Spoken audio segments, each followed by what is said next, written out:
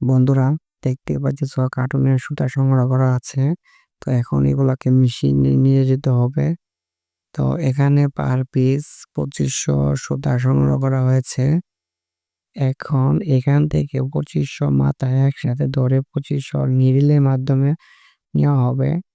এখন যে মেশিনটা দেখতে পাচ্ছ এটা হচ্ছে কাপড় তৈরি করার মেশিন। এখানে 2500 নিডল দেওয়া আছে একসাথে। এখন দেখতে পাইতেছি এগুলো হচ্ছে নিডল, এগুলোর সাহায্যে কাপড়গুলো তৈরি হয়। তো আস্তে আস্তে নিচ দিয়ে কাপড়গুলো তৈরি হয়ে আসে। প্রতি ঘন্টায় পার পিস 25 থেকে 30 কেজি কাপড় সংগ্রহ করা যায়।